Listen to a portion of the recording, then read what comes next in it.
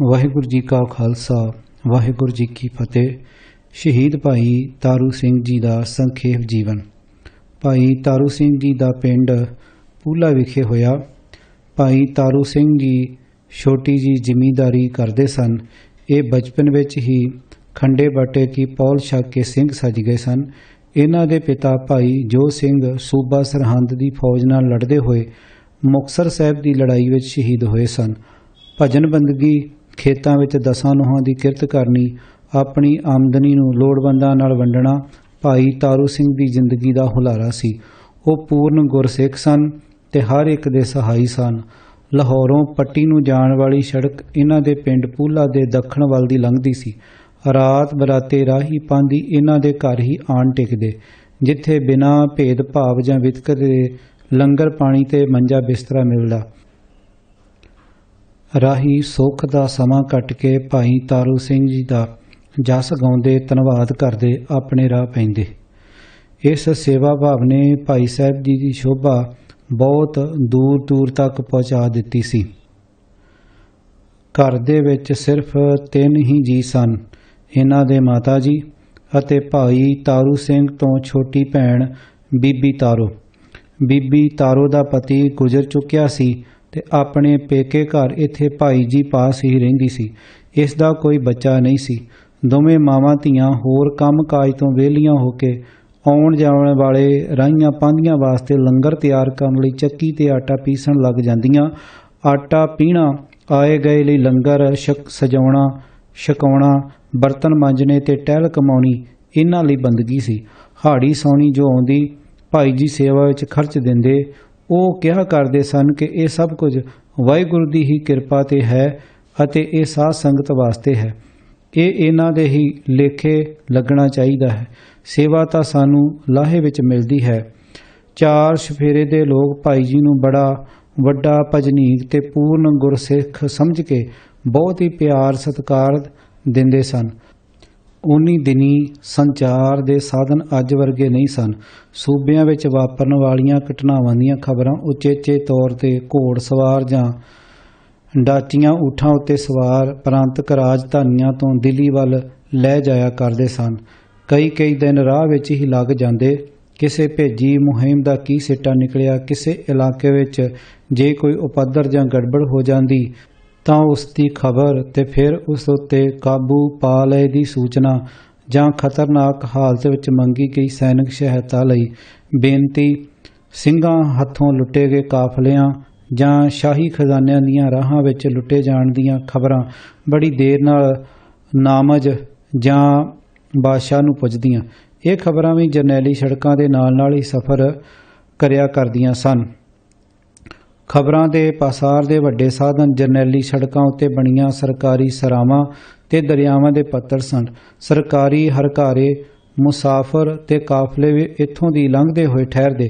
ਦਿੱਲੀ, ਲਾਹੌਰ ਜਾਂ ਹੋਰ ਸ਼ਹਿਰਾਂ ਦੀਆਂ ਖਬਰਾਂ ਮੂੰਹੋਂ ਮੂੰਹ 4 ਚੁਫੇਰੇ ਨੂੰ ਤੁਰ ਜਾਂਦੀਆਂ। ਭਾਈ ਤਾਰੂ ਸਿੰਘ ਦਾ ਪਿੰਡ ਲਾਹੌਰ ਪੱਟੀ ਵਾਲੀ ਵੱਡੀ ਸੜਕ ਪਾਸ ਸੀ ਤੇ ਉਸ ਦੇ ਘਰ ਓਬੜ ਅਜਨਬੀ ਰਾਹੀਆਂ ਨੂੰ ਰਾਤ ਕੱਟੀ ਲਈ ਬਿਨਾਂ ਭੇਦ ਦੇ ਆਰਾਮ ਆਸਰਾ ਮਿਲਦਾ ਸੀ। ਇਸ ਲਈ ਲਾਹੌਰ ਵਿੱਚ ਵਾਪਰਨ ਵਾਲੀਆਂ ਕਈ ਘਟਨਾਵਾਂ, ਖਾਸ ਕਰਕੇ ਜੋ ਸਿੰਘਾਂ ਨਾਲ ਸੰਬੰਧਿਤ ਹੋਇਆ ਕਰਦੀਆਂ ਸਨ, ਦਾ ਇੱਥੋਂ ਪਤਾ ਲੱਗਦਾ ਰਹਿੰਦਾ ਸੀ। ਸਿੰਘਾਂ ਨੂੰ ਉਹਨਾਂ ਵਿਰੁੱਧ ਹੋਣ ਵਾਲੀਆਂ ਸਰਕਾਰੀ ਸਾਜ਼ਿਸ਼ਾਂ ਦੀ ਇੱਥੋਂ ਸੂਹ ਮਿਲ ਜਾਂਦੀ ਤੇ ਇੰਜ ਵੇਲੇ ਸਿਰ ਪਤਾ ਲੱਗ ਜਾਣ ਨਾਲ ਕਈ ਵਾਰ ਉਹਨਾਂ ਦਾ ਬਚਾਅ ਵੀ ਹੋ ਜਾਂਦਾ। ਲਾਹੌਰ ਪੂਲੇ ਤੋਂ ਦੂਰ ਨਹੀਂ ਹੈ, ਸਿਰਫ 45 ਕਿਲੋਮੀਟਰ ਦੀ ਵਿੱਥ ਤੇ ਹੈ।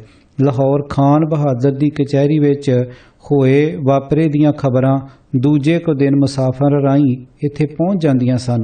ਰਹੀਮ ਬਖਸ਼ ਮਾਛੀ ਪੱਟੀ ਵਾਲੇ ਨਾਲ ਪੱਟੀ ਦੇ ਫੌਜਦਾਰ ਵੱਲੋਂ ਹੋਈ ਵਧੀਕੀ ਖਬਰ ਵੀ ਇੱਥੇ ਹੀ ਮਿਲੀ ਸੀ।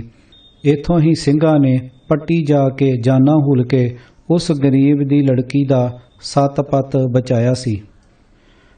ਭਾਈ ਤਾਰੂ ਸਿੰਘ ਦੀ ਜ਼ਮੀਨ ਲਹਿੰਦੇ ਪਹਾੜ ਵਾਲੇ ਪਾਸੇ ਪਿੰਡੋਂ 1.5 ਕਿਲੋਮੀਟਰ ਦੀ ਵਿੱਥ ਤੇ ਸੀ। ਖੇਤਾਂ ਤੋਂ ਅੱਗੇ ਪੱਛਮ ਪਹਾੜ ਵਿੱਚ ਇੱਕ ਤਕੜੀ ਝਿੜੀ ਸੀ। ਕਿਸੇ ਜ਼ਮਾਨੇ ਇਹ ਜਾਮਣ ਵਾਲੀ ਰੱਖ ਤੇ ਛਾਂਗੇ ਮਾਂਗੇ ਵਾਲੇ ਜੰਗਲ, ਹੁਣ ਇਹ ਦੋਵੇਂ ਹੀ ਪਾਕਿਸਤਾਨ ਵਿੱਚ ਹਨ, ਦਾ ਹਿੱਸਾ ਸੀ। ਭੰਗੀ, ਕਨ੍ਹਈਆ, ਸਿੰਘਪੁਰੀਆ ਅਤੇ ਸ਼ਹੀਦ ਮਿਸਲ ਦੇ ਸਿੰਘ जो आम तौर ते माझे दियां जंगलां बेलियां विच विचरदे सन। विचों 5-5 10-10 ਸਿੰਘ ਰਾਤ ਕੱਟੀ ਲਈ ਇਸ ਝਿੜੀ ਵਿੱਚ ਆ ਨਿਕਲਦੇ। ਦਿਹਾੜੀ ਡੰਗ ਟਪਾ ਕੇ ਫਿਰ ਕਿਸੇ ਪਾਸੇ ਚਲੇ ਜਾਂਦੇ। ਇਹ ਸਿੰਘ ਪਿੰਡ ਪੂਲੇ ਵਿਖੇ ਨਹੀਂ ਸਨ ਆਇਆ ਜਾਇਆ ਕਰਦੇ, ਇੱਥੇ ਹੀ ਰਹਿੰਦੇ ਤੇ ਇੱਥੋਂ ਹੀ ਨਿਕਲ ਜਾਂਦੇ। ਇਹ ਸੂਰਮੇ ਆਪਣੀ ਕੌਮੀ ਅਣਖ ਦਾ ਝੰਡਾ ਬੁਲੰਦ ਰੱਖਣ ਲਈ ਸਿਰ ਤਲੀ ਉੱਤੇ ਧਰੀ ਫਿਰਦੇ ਸਨ। ਸਰਕਾਰ ਦੀਆਂ ਗਸ਼ਤੀ ਫੌਜਾਂ ਇਹਨਾਂ ਨੂੰ ਚੈਨ ਨਹੀਂ ਸਨ ਲੈਣ ਦਿੰਦੀਆਂ ਤੇ ਇਹ ਸਰਕਾਰ ਨੂੰ ਸੁੱਖ ਦੀ ਨੀਂਦ ਨਹੀਂ ਸਨ ਸੌਣ ਦਿੰਦੇ। ਇਹਨਾਂ ਵਿੱਚੋਂ ਜਦ ਕੋਈ ਪੈਦਲ ਜਾਂ ਘੋੜ ਚੜ੍ਹੇ ਥੋੜ੍ਹੇ ਚਿਰ ਲਈ ਇਸ ਝਿੜੀ ਵਿੱਚ ਆਣ ਟਿਕਦਾ ਤਾਂ ਭਾਈ ਤਾਰੂ ਸਿੰਘ ਰਾਤ ਨੂੰ ਲੰਗਰ ਤਿਆਰ ਕਰਕੇ ਸਿਰ ਤੇ ਚੁੱਕ ਕੇ ਜੰਗਲ ਵਿੱਚ ਲਿਆ ਕੇ ਬੜੇ ਪਿਆਰ ਨਾਲ ਸਿੰਘਾਂ ਨੂੰ ਛਕਾ ਜਾਂਦਾ। ਕਿਸੇ ਦੀ ਲੀੜੇ ਕੱਪੜੇ ਨਾਲ ਵੀ ਸਹਾਇਤਾ ਕੀਤੀ ਜਾਂਦੀ।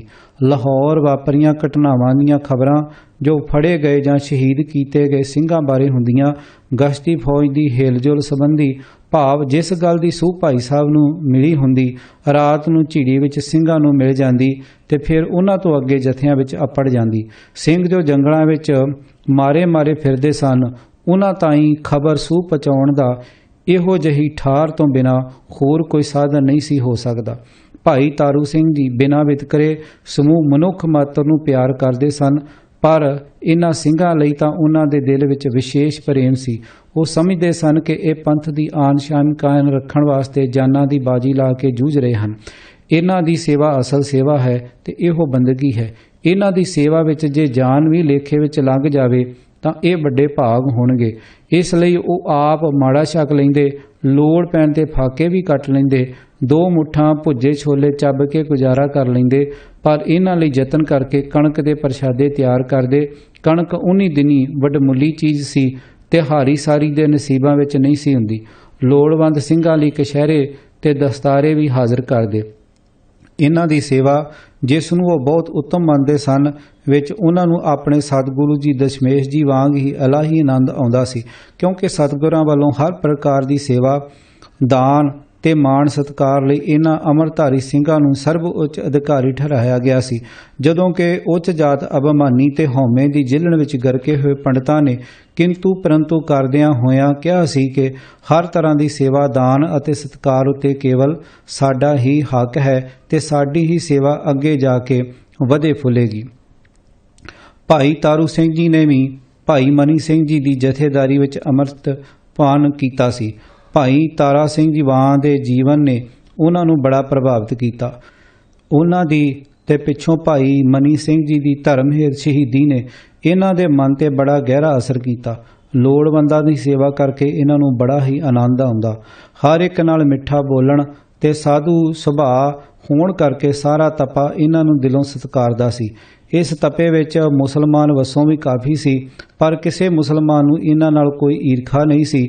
ਉਹਨਾਂ ਵਿੱਚੋਂ ਕਿਸੇ ਨੇ ਵੀ ਲਾਹੌਰ ਜਾ ਕੇ ਇਹਨਾਂ ਵਿਰੁੱਧ ਕਦੀ ਕੁਝ ਨਹੀਂ ਸੀ ਕਿਹਾ। ਮੱਸੇ ਰੰਗੜ ਦੇ ਕਤਲ ਪਿੱਛੋਂ ਜਦ ਸਿੰਘਾਂ ਉੱਤੇ ਪਰਲੇ ਦਰਜੇ ਦੀ ਸਖਤੀ ਹੋਈ ਤਾਂ ਵੀ ਇਹਨਾਂ ਵੱਲ ਕਿਸੇ ਉਂਗਲ ਨਹੀਂ ਸੀ ਚੁੱਕੀ। ਅਗਸਤ 1740 ਈਸਵੀ ਵਿੱਚ ਮੱਸੇ ਦਾ ਕਤਲ ਹੋਇਆ ਤੇ ਇਸ ਤੇ ਖਾਨ ਬਹਾਦਰ ਬੜਾ ਕ੍ਰੋਧਿਤ ਹੋਇਆ। ਇਹ ਕਤਲ ਮੁਗਲਿਆ ਸਰਕਾਰ ਦੀ ਬੜੀ ਵੱਡੀ ਹਾਰ ਸੀ ਕਿ ਉਹਨਾਂ ਦਾ ਇੱਕ ਉੱਘਾ ਥੰਮ ਸਰਕਾਰ ਦਾ ਹੁਕਮ ਪਾਲਦਾ ਹੋਇਆ ਉਹਨਾਂ ਸਿੰਘਾਂ ਹੱਥੋਂ ਢਹਿ ਢੇਰੀ ਹੋ ਜਾਵੇ ਜਿਨ੍ਹਾਂ ਨੂੰ ਨਾਸ ਕਰ ਦੇਣ ਲਈ ਸਰਕਾਰ ਅੱਡੀ ਚੋਟੀ ਦਾ ਜ਼ੋਰ ਲਾ ਰਹੀ ਸੀ। ਸਿੰਘਾਂ ਉੱਤੇ ਤਾਂ ਨਵੇਂ ਸਿਰਿਓਂ ਸਖਤੀ ਆਰੰਭ ਹੋਣੀ ਹੀ ਸੀ, ਪਰ ਇਸ ਵਾਰ ਮੁਖਬਰਾਂ ਉੱਤੇ ਵੀ ਪੂਰੀ ਕਰੜਾਈ ਹੋਈ। ਇਹਨਾਂ ਨੂੰ ਲਾਹੌਰ ਸੱਦ ਕੇ ਜਲੀਲ ਕੀਤਾ ਗਿਆ ਤੇ ਧਮਕੀ ਦਿੱਤੀ ਗਈ ਕਿ ਜੇ ਕਿਸੇ ਵੱਲੋਂ ਜਰਾ ਵੀ ਢਿੱਲ ਹੋਈ ਤਾਂ ਜੇਲ੍ਹਾਂ ਵਿੱਚ ਰੋਲ ਕੇ ਮਾਰਿਆ ਜਾਵੇਗਾ। ਸਖਤੀ ਨਾਲ ਇਹ ਹੁਕਮ ਦਿੱਤਾ ਗਿਆ ਕਿ ਸਿੰਘਾਂ ਨੂੰ ਫੜਾਉਣ ਲਈ ਦਿਨ ਰਾਤ ਇੱਕ ਕਰ ਦਿੱਤਾ ਜਾਵੇ। ਫਿਰ ਵੀ ਅਗਲੇ 4 ਸਾਲਾਂ ਤੱਕ ਭਾਈ ਤਾਰੂ ਸਿੰਘ ਵੱਲ ਕੋਈ ਨਹੀਂ ਝਾਕਿਆ। ਉਂਝ ਭਾਵੇਂ ਇਸ ਅਰਸੇ ਵਿੱਚ ਹਜ਼ਾਰਾਂ ਸਿੰਘਾਂ ਨੂੰ ਮੁਖਬਰਾਂ ਤੇ ਚੌਧਰੀਆਂ ਨੇ ਫੜਵਾ ਕੇ ਮਰਵਾ ਦਿੱਤਾ। ਹਰ ਭਗਤ ਨਰੰਜਨੀਏ ਦੀ ਮੁਖਬਰੀ। ਸਰਕਾਰ ਦੇ ਪਰਲੇ ਦਰਜੇ ਦੇ ਵਫਾਦਾਰ ਚੌਧਰੀਆਂ ਅਤੇ ਮੁਖਬਰਾਂ ਵਿੱਚੋਂ ਸਭ ਤੋਂ ਉੱਘਾ ਤੇ ਨਿਰਦਈ ਜੰਡਿਆਲਾ ਗੁਰੂ ਦਾ ਹਰ ਭਗਤ ਨਰੰਜਨੀਆ ਸੀ। ਇਹਨਾਂ ਦਾ ਵੱਡਾ ਹੰਧਾਲ ਹੋਇਆ ਹੈ, ਜੋ ਗੁਰੂ ਅਮਰਦਾਸ ਸਾਹਿਬ ਜੀ ਦਾ ਅਨੰਨ ਸ਼ਰਧਾਲੂ ਤੇ ਪੂਰਨ ਸਿੱਖ ਸੀ ਤੇ ਲੰਗਰ ਵਿੱਚ ਸੇਵਾ ਕਰਿਆ ਕਰਦਾ ਸੀ। ਇਸ ਤੋਂ ਪਿੱਛੋਂ ਇਸ ਦੇ ਪੁੱਤਰ ਬਿਧੀ ਚੰਦ ਨੇ ਕੁਝ ਕੁਕਰਮ ਕੀਤੇ, ਜਿਸ ਕਾਰਨ ਸਿੱਖਾਂ ਨੇ ਉਸ ਨੂੰ ਛੇਕ ਦਿੱਤਾ। उसने एक अड ही फिरका तोड़ लिया जिस विच हंधाल नूं गुरु मन के आप उसका उत्तराधिकारी बन बैठा। ये महंत आकलदास उस तो चौथी थां उत्ते है। ये अपने आप नूं नरंजनीय भी अखवाउंदे हन। पिंड पूला चौधरी साहब राय नौशहरीए दी चौधरायत विच सी। चौधरी हिम्मत राय नौशहरा पनुआ वाला 32 किलोमीटर की दूरी ते बैठा सी। चैंचल संधू चीचे वाला महताब सिंह मीरा कोटीए दी 10 इसने ही पाई ते उस नूं फड़ाउण दा कारा जंडियालीए कीता सी अते हैबत मल नेष्टे वाला पूलियां तो बहुती दूर नहीं सन। इन्हां सारिਆਂ ਨੂੰ पता सी कि पूलियां विच भाई तारू सिंह रहिंदा है, पर किसी ने भी भाई तारू सिंह बारे मुखबरी ना की। इस तो साफ ਜ਼ਾਹਰ हो जाता है कि भाई तारू सिंह दा आशा सरबत दा भला मंगण वाला सी ते ਉਹ ਸਾਰਿਆਂ ਦਾ ਸਾਂਝਾ ਸੀ। जे ਇਹ ਗੱਲ ਨਾ ਹੁੰਦੀ ਤਾਂ ਇਹ ਸਰਕਾਰ ਦੇ ਵਫਾਦਾਰ ਮੁਖਬਰ ਉਸ ਨੂੰ ਕਦੇ ਵੀ ਨਾ ਬਖਸ਼ਦੇ। ਜੰਡਿਆਲਾ ਗੁਰੂ ਜੀਟੀ ਰੋਡ ਉੱਤੇ ਸ੍ਰੀ ਅੰਮ੍ਰਿਤਸਰ ਤੋਂ 17-18 ਕਿਲੋਮੀਟਰ ਪੂਰਬ ਦੱਖਣ ਵਿੱਚ ਸਥਿਤ ਹੈ। ਪੂਲਿਆਂ ਤੋਂ ਜੰਡਿਆਲਾ ਲਗਭਗ 55-56 ਕਿਲੋਮੀਟਰ ਦੇ ਫਾਸਲੇ ਤੇ ਹੈ ਅਤੇ ਪੂਲਾ ਉਸ ਵੇਲੇ ਜੰਡਿਆਲੀਏ ਦੀ ਚੌਧਰਾਇਤ ਵਿੱਚ ਵੀ ਨਹੀਂ ਸੀ। ਇਹ ਨਰੰਜਨੀਆ ਆਕਲਦਾਸ ਇੱਕ ਤਾਂ ਸਿੱਖਾਂ ਦਾ ਕੱਟੜ ਵੈਰੀ, ਦੂਜਾ ਖਾਨ ਬਹਾਦਰ ਦੀ ਹਿੱਕ ਦਾ ਵਾਲ ਬਣਿਆ ਹੋਇਆ ਸੀ। ਇਸ ਆਦਮੀ ਨੇ ਸਿੱਖਾਂ ਦੇ ਮੁਕੰਮਲ ਖਾਤਮੇ ਲਈ ਜ਼ਕਰੀਆ ਖਾਨ ਨਾਲੋਂ ਵੀ ਕਿਤੇ ਵੱਧ ਅੱਤ ਚੁੱਕੀ ਹੋਈ ਸੀ। ਭਾਈ ਤਾਰੂ ਸਿੰਘ ਦੀ ਸ਼ੋਭਾ ਦੀ ਭਿਣਕ ਇਸ ਤੇ ਕੰਨੀ ਪੈ ਚੁੱਕੀ ਸੀ। ਇਹ ਉਸ ਨੂੰ ਹਿੱਕ ਦਾ ਫੋੜਾ ਅਨੁਭਵ ਹੋਣ ਲੱਗਾ ਹੈ। ਇਹ ਸਿੱਖ ਅਜੇ ਬਚਿਆ ਹੋਇਆ ਹੈ। ਦੂਜਿਆਂ ਨਾਲੋਂ ਵਧੇਰੇ ਵਫਾਦਾਰੀ ਜਗਾਉਣ ਲਈ ਸੁਨਹਿਰੀ ਮੌਕਾ ਹੱਥੋਂ ਕਿਉਂ ਗਵਾਇਆ ਜਾਵੇ। ਨਾਜ਼ਮ ਕਿੰਨਾ ਖੁਸ਼ ਹੋਵੇਗਾ ਇਹ ਜਾਣ ਕੇ ਕਿ ਆਕਲਦਾਸ ਤਾਂ ਦੂਜਿਆਂ ਦੇ ਇਲਾਕੇ ਵਿੱਚ ਵੀ ਸਿੱਖਾਂ ਉੱਤੇ ਨਿਗਾਹਬਾਨੀ ਕਰਦਾ ਹੈ। ਘੋੜੇ ਤੇ ਸਵਾਰ ਹੋ ਕੁਝ ਹਵਾਰੀ ਨਾਲ ਲੈ ਕੇ ਲਾਹੌਰ ਨੂੰ ਤੁਰ ਪਿਆ ਤੇ ਦੂਜੇ ਦਿਨ ਉੱਥੇ ਜਾ ਪਹੁੰਚਿਆ। ਕਚਹਿਰੀ ਵਿੱਚ ਪਹੁੰਚ ਤਾਂ ਇਸ ਦੀ ਹੈ ਹੀ ਸੀ। ਝੱਟ ਨਾਜ਼ਮ ਦੇ ਪੇਸ਼ ਹੋ ਕੇ ਦਰਵੇਸ਼ ਉੱਤੇ ਜ਼ੁਲਮ ਦਾ ਪਹਾੜ ਸੁੱਟ ਦਿੱਤਾ। ਝੂਠ ਸੱਚ ਗੰਢ ਕੇ ਖਾਨ ਬਹਾਦਰ ਨੂੰ ਕਿਹਾ ਕਿ ਹਨੇਰ ਪੈ ਗਿਆ ਹੈ। ਹਜ਼ੂਰ ਦੀਆਂ ਅੱਖਾਂ ਥੱਲੇ ਲਾਹੌਰ ਦੀਆਂ ਕੰਧਾਂ ਨਾਲ ਸਰਕਾਰ ਦਾ ਬਹੁਤ ਵੱਡਾ ਵਿਦਰੋਹੀ ਬੈਠਾ ਹੈ ਤੇ ਕਿਸੇ ਨੂੰ ਚਿੱਤ ਚੇਤਾ ਨਹੀਂ, ਉਹ ਅਜੇ ਜਿਉਂਦਾ ਮੌਜਾਂ ਕਰ ਰਿਹਾ ਹੈ। ਬੜੀ ਹੈਰਾਨੀ ਦੀ ਗੱਲ ਹੈ ਕਿ ਸਰਕਾਰ ਉਸ ਵੱਲੋਂ ਇੰਨੀ ਅਵੇਸਲੀ ਹੋਈ ਬੈਠੀ ਹੈ। ਭਾਵੇਂ ਇਹ ਪਿੰਡ ਮੇਰੀ ਸਪੁਰਦਦਾਰੀ ਵਿੱਚ ਨਹੀਂ, ਪਰ ਬੰਦਾ ਸਰਕਾਰ ਦਾ ਪੁਰਾਣਾ ਨਮਕ ਖਾਰ ਹੋ ਕੇ ਅੱਖੀ ਕਿਵੇਂ ਮੀਟ ਸਕਦਾ ਹੈ। ਜਦ ਦਾ ਪਤਾ ਲੱਗਾ ਹੈ ਖਾਦਮ ਦੀ ਤਾਂ ਨੀਂਦ ਹੀ ਉੱਡ ਪੁੱਡ ਗਈ ਹੈ। ਉਸਨੇ ਜਦ ਵੇਖਿਆ ਕਿ ਜ਼ਕਰੀਆ ਖਾਨ ਉਸ ਦੀਆਂ ਗੱਲਾਂ ਨਾਲ ਉਤੇਜਿਤ ਹੋ ਗਿਆ ਤਾਂ ਉਸਨੇ ਕਿਹਾ ਕਿ ਇਹ ਪੂਲੇ ਪਿੰਡ ਦਾ ਭਾਈ ਤਾਰੂ ਸਿੰਘ ਦਾ ਨਾਂ ਦਾ ਇੱਕ ਜ਼ਿਮੀਂਦਾਰ ਹੈ। ਉਤੋਂ ਵੇਖਣ ਨੂੰ ਬੜਾ ਭੋਲਾ ਭਾਲਾ ਭਲਾ ਮਾਨਸ, ਮਿੱਠ ਬੋਲੜਾ ਤੇ ਸਾਰਿਆਂ ਦਾ ਸਾਂਝਾ ਬਣਿਆ ਬੈਠਾ ਹੈ, ਪਰ ਵਿੱਚੋਂ ਬਹੁਤ ਹੀ ਖਤਰਨਾਕ ਹੈ। ਇਸ ਨੇ ਆਪਣੀ ਮਕਾਰੀ ਦਾ ਬੜਾ ਤਕੜਾ ਜਾਲ ਫੈਲਾਇਆ ਹੋਇਆ ਹੈ। ਇਸ ਪਾਸ ਸਰਕਾਰ ਦੇ ਵਿਦਰੋਹੀ ਸਿੰਘ ਰਾਤਾਂ ਕੱਟਦੇ ਹਨ, ਇਹ ਉਹਨਾਂ ਨੂੰ ਲੰਗਰ ਖਵਾਉਂਦਾ ਹੈ। ਸਿੰਘ ਬਾਹਰ ਉਸ ਦੇ ਖੇਤਾਂ ਵਿੱਚ ਠਹਿਰਦੇ ਹਨ। ਇਸ ਪਾਸੋਂ ਇਲਾਕੇ ਦੀ ਸੂਹ ਲੈਂਦੇ ਹਨ ਅਤੇ ਸ਼ਾਹਾਂ ਰਾਹਾਂ ਉੱਤੇ ਵਾਰਦਾਤਾਂ ਕਰਦੇ ਹਨ। ਪਿੰਡ ਵਿੱਚ ਵਸਣ ਵਾਲੀ ਤੁਹਾਡੀ ਪ੍ਰਜਾ ਦੇ ਖਾਂਦੇ ਪੀਂਦੇ ਸਾਊ ਲੋਕਾਂ ਦੇ ਘਰ ਘਾੜ ਲੁੱਟਦੇ ਹਨ। ਕਈ ਵਾਰ ਦਿਨ ਦੀਵੀਂ ਧਾੜਾਂ ਮਾਰਦੇ ਹਨ। ਲੋਕਾਂ ਦੀਆਂ ਅੱਖਾਂ ਵਿੱਚ ਘੱਟਾ ਪਾਉਣ ਲਈ ਦਿਨੇ ਹਲ ਵਾਹੁੰਦਾ ਹੈ, ਪਰ ਰਾਤ ਨੂੰ ਸੰਨਾ ਲਾ ਕੇ ਲੋਕਾਂ ਦੇ ਝੁੱਗੇ ਫੋਲ ਲੈਂਦਾ ਹੈ। ਸੰਨ ਲਾਉਣ ਦਾ ਬੜਾ ਮਾਰ ਹੈ। ਆਪ ਮਾੜਾ ਖਾਂਦਾ ਹੈ, ਭੁੱਖਾਂ ਘਟਦਾ ਹੈ, ਭੁੱਜੇ ਛੋਲੇ ਹੀ ਚੱਬ ਕੇ ਗੁਜ਼ਾਰਾ ਕਰ ਲੈਂਦਾ, ਪਰ ਸਿੰਘਾਂ ਨੂੰ ਵਧੀਆ ਅੰਨ ਪਾਣੀ ਛਕਾਉਂਦਾ ਹੈ। ਲੀੜਾ ਕੱਪੜਾ ਤੇ ਖਰਚ ਆਦਿ ਵੀ ਦਿੰਦਾ ਹੈ। ਮਾਝੇ ਦੇ ਬੜੇ ਬੜੇ ਧਾੜ ਵੀ ਇਸ ਦੇ ਯਾਰ ਹਨ। ਧਾੜਿਆਂ ਲੁੱਟਾਂ ਤੇ ਚੋਰੀ ਦੇ ਮਾਲ ਵਿੱਚੋਂ ਇਸ ਨੂੰ ਹਿੱਸਾ ਦਿੰਦੇ ਹਨ। ਇਹ ਉਹਨਾਂ ਦੀ ਸੇਵਾ ਕਰਦਾ ਹੈ। ਚੌਧਰੀ ਮੱਸੇ ਦਾ ਕਾਤਲ ਮਹਿਤਾਬ ਸਿੰਘ ਮੀਰਾ ਕੋਟੀਆ ਅਤੇ ਇਸ ਕਿਸਮ ਦੇ ਹੋਰ ਖਤਰਨਾਕ ਸਿੰਘ ਉਸ ਪਾਸ ਆ ਕੇ ਠਹਿਰਦੇ ਹਨ। ਉਂਝ ਭਾਵੇਂ ਹਿੰਦੂ ਮੁਸਲਮਾਨਾਂ ਨੂੰ ਇਹ ਇੱਕੋ ਜਿਹਾ ਸਮਝਦਾ, ਵਿਖਾਲੇ ਲਈ ਬੜੀ ਕਰੜੀ ਬੰਦਗੀ ਕਰਦਾ, ਕਿਰਤ ਕਰਦਾ ਹੈ। ਲੋਕ ਉਸ ਨੂੰ ਕਬੀਰ ਤੇ ਧੰਨੇ ਵਰਗਾ ਭਗਤ ਸਮਝ ਕੇ ਸਤਿਕਾਰਦੇ ਹਨ, ਪਰ ਅੰਦਰੋਂ ਇਹ ਬੜਾ ਵੱਡਾ ਸਰਕਾਰ ਵਿਦਰੋਹੀ ਹੈ, ਜਿਨ੍ਹਾਂ ਨੇ ਚੌਧਰੀ ਮੱਸਾ ਫੌਜਾਂ ਦੇ ਲੱਗੇ ਪਹਿਰਿਆਂ ਵਿੱਚੋਂ ਮਾਰ ਲਿਆ ਤੇ ਅੱਜ ਤੱਕ ਹੱਥ ਨਹੀਂ ਆਏ। ਉਹ ਇਸ ਪਾਸ ਆਉਂਦੇ ਹਨ। ਇਹ ਹੁਣ ਤੁਹਾਨੂੰ ਕਤਲ ਕਰਨ ਦੇ ਬੰਨ ਨੂੰ ਬੰਨ੍ਹ ਰਹੇ ਹਨ। ਸਰਕਾਰ ਨੂੰ ਹੁਣੇ ਹੀ ਆਪਣੇ ਬੰਦੋਬਸਤ ਨਾਲ ਤਕੜਾਈ ਕਰ ਦੇਣੀ ਚਾਹੀਦੀ ਹੈ। ਇਸ ਤੋਂ ਪਹਿਲਾਂ ਕਿ ਇਹ ਕੋਈ ਕਾਰਾ ਕਰਵਾ ਦੇਵੇ, ਹੁਣੇ ਹੀ ਫੜ ਕੇ ਮੌਤ ਦੇ ਘਾਟ ਉਤਾਰ ਦੇਣਾ ਹੀ ਅਕਲਮੰਦੀ ਹੈ। ਹਜ਼ੂਰ, ਗਿਆ ਵੇਲਾ ਹੱਥ ਨਹੀਂ ਆਉਂਦਾ। ਇਸ ਪਾਸੇ ਤੁਰੰਤ ਧਿਆਨ ਦੇਵੋ। मेरा मन शादी दिंदा है कि पट्टी वाला कारा भी इसे नहीं करवाया होवेगा। ये बंदा बख्शिया नहीं जाना चाहिए। जिन्नी छेती हो सके कार्रवाई की जावे। चंगा होवे जे इस नूं अज भलकी फड़ लिया जावे ते फिर जिउंदा लाहौरों वापस ना मुड़े। असी ना चीज तां सरकार दे पुराने लूण खाण वालियां विचों हाँ, इसलिए असां तां जरूर नेक राय ही देनी है। अगों मनना जां ना मनना हजूर दी अपनी मर्जी है। खान बहादुर इन्ना लम्मा बयान सुन के पूरा भख उठिया। जंडियालीए नूं शाबाश दित्ती ते मोमन खान नूं बुला के हुक्म दिता कि माझे विच पढ़ाणे लागे पूला पिंड है, उथों दा एक तारू सिंह नाउं दा जट सिख है। लोग उसनूं भाई ते भगत कह के भी सादे हन। उसनूं छेती तो छेती बंदी बना के कचहरी विच पेश कीता जावे। भाई तारू सिंह दी गिरफ्तारी। हुक्म दी देर सी। एक अफसर पुलिस दा दस्ता लैके चढ़ पिया ते पढ़ाणे थाणी हुंदा होया अगले दिन पूला पिंड आण घेरिया। लोग हैरान रह गए कि इस पिंड विच पुलिस अगों ना पिछों, पर अज क्यों? पुलिस अफसर साथ विच जा बैठा ते नंबरदार नूं बुला लिया। उस दी खूब झाड़ झंब कीती कि उसने अज तो पहलां खुद आप क्यों ना तारू सिंह वर्गे सरकार विरोधी बारे रिपोर्ट दिती। उस नूं फड़ाउण दा पहला यतन क्यों नहीं कीता? तुसीं पिंडां विच सरकार दे बागी पालदे हो, कि ਇਹ इरादा तां नहीं कि तुहाडा भी घाण बच्चा नाल ही पीड़िया जावे। कुछ होर भी पिंड दे सियाणे लोग आ पहुंचे ते अफसर नूं इंज लोहे लाखा होया ते उपरों सख्त बोल कहंदे नूं सुनिया। सारे हैरान परेशान सन कि ਇਹ की सुन रहे हां। नंबरदार ते लोकां बड़े तरले नाल कहा कि दुहाई रब दी, ਇਹ सब कोरा झूठ है। किसे पापी चुगल ने गरीब उत्ते झूठी लूती फूकी है। उसने किसे नूं तां की कहना है। वो तां तुरन लगा, गलियां दे कखां नूं ही नहीं दिखाउंदा। साथों जो चाहो सफाई लै लवो, अते जे इस विच रंच मासा भी झूठ जां फर्क निकले तां सरकार जो चाहे सानूं डन देवे। पर पुलिस ने एक ना सुनी, उल्टी लोकां दी होर लाह पा करन लगी। ताड़ के हुक्म दिता कि उस नूं पेश करो। जिन्ना चिर नहीं आउंदा उस दे घर दे जी फड़ लियावो। ਇਹ ਕੁਝ ਪਿੰਡ ਦੀ ਸੱਥ ਵਿੱਚ ਹੁੰਦਾ ਵੇਖ ਕੇ ਇੱਕ ਗੱਭਰੂ ਪੁਲਿਸ ਤੋਂ ਅੱਖ ਬਚਾ ਕੇ ਖਿਸਕ ਗਿਆ ਤੇ ਭੱਜ ਕੇ ਖੇਤ ਵਿੱਚ ਹਲ ਵਾਹੁੰਦੇ ਭਾਈ ਤਾਰੂ ਸਿੰਘ ਪਾਸ ਪਹੁੰਚਿਆ ਤੇ ਕਹਿਣ ਲੱਗਾ ਕਿ ਭਾਈ ਸਾਹਿਬ ਜੀ, ਹਲ ਛੱਡ ਕੇ ਇੱਥੋਂ ਕਿਸੇ ਪਾਸੇ ਖਿਸਕ ਜਾਵੋ। ਤੁਹਾਨੂੰ ਫੜਨ ਲਈ ਪਿੰਡ ਨੂੰ ਪੁਲਿਸ ਘੇਰੀ ਬੈਠੀ ਹੈ। ਉਹ ਤੁਹਾਨੂੰ ਸਰਕਾਰ ਦਾ ਬਾਗੀ ਕਹਿ ਰਹੀ ਹੈ। ਕਿਸੇ ਚੁਗਲ ਦਾ ਬੇੜਾ ਗਰਕ ਹੋ ਗਿਆ ਹੈ ਜੋ ਏਡੀ ਝੂਠੀ ਤੋਹਮਤ ਤੁਹਾਡੇ ਉੱਤੇ ਲਾ ਦਿੱਤੀ ਹੈ। ਬਥੇਰੀ ਸਫਾਈ ਦਿੱਤੀ ਹੈ ਪਰ ਉਹ ਮੰਨਦੇ ਹੀ ਨਹੀਂ। ਤੁਹਾਨੂੰ ਫੜ ਕੇ ਲਾਹੌਰ ਲੈ ਜਾਣ ਲਈ ਕਹਿ ਰਹੇ ਹਨ। ਲਾਹੌਰ ਲੈ ਜਾ ਕੇ ਕਿਹੜਾ ਸਿੰਘ ਅੱਜ ਤੱਕ ਜਿਉਂਦਾ ਮੁੜਨ ਦਿੱਤਾ ਹੈ? ਤੁਸੀਂ ਛੇਤੀ ਇੱਥੋਂ ਹਟ ਕੇ ਝਿੜੀਵਲ ਹੋ ਜਾਓ ਤੇ ਉੱਥੇ ਜਾ ਲੁਕੋ।